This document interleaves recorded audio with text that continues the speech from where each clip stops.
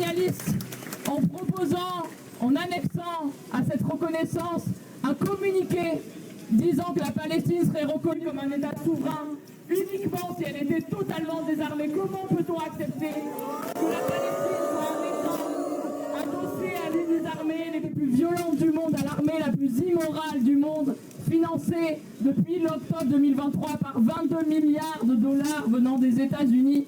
Comment pourrions-nous supporter que la Palestine reste à côté d'Israël comme un État vulnérable, sans armée, sans rien, et donc sans leurs droits élémentaires à la souveraineté et à tous les attributs de la souveraineté?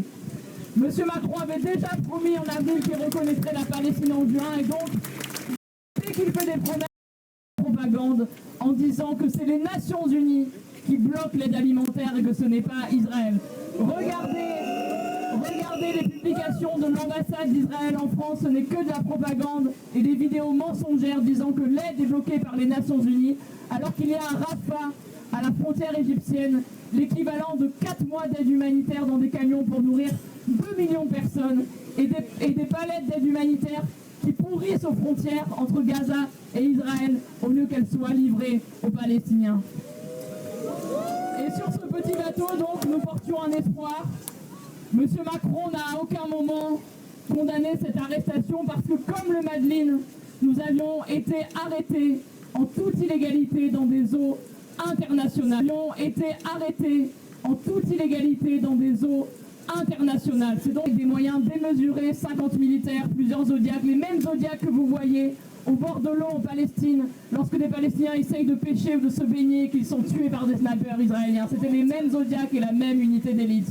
Ils nous ont amenés jusqu'à Ashdod, et lorsque nous sommes arrivés, ils ont bien montré de nouveau leur immoralité et le racisme, parce qu'on parle beaucoup de Netanyahou et du régime d'extrême droite de Netanyahou, mais le racisme et le caractère colonial et structurel en Israël. Israël est structurellement un pays raciste et colonial. Et lorsque nous sommes arrivés, il y avait un seul camarade qui était noir sur le bateau. Chris Small, syndicaliste américain qui a créé le premier syndicat des travailleurs Amazon. Eh bien, c'est le seul qu'ils ont pris à part, à 5 policiers qu'ils ont mis dans une salle loin de nous. Nous n'avions plus de ses nouvelles, nous ne savions pas ce qui lui arrivait. Nous avons refusé de bouger tant que nous ne savions pas où était Chris. Ils nous ont emmenés de force dans une autre salle. Et nous avons ensuite appris ce matin que Chris avait été étranglé et tabassé dans la prison de Ben Gvir en Israël.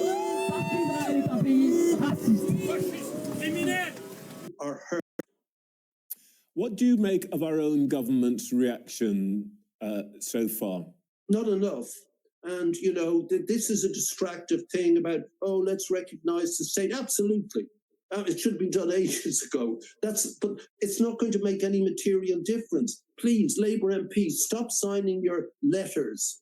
You know, stop Prime Minister and that. You know, it's a plain fact that David Lammy would like to immediately recognise it. It's a plain fact Keir Starmer probably would.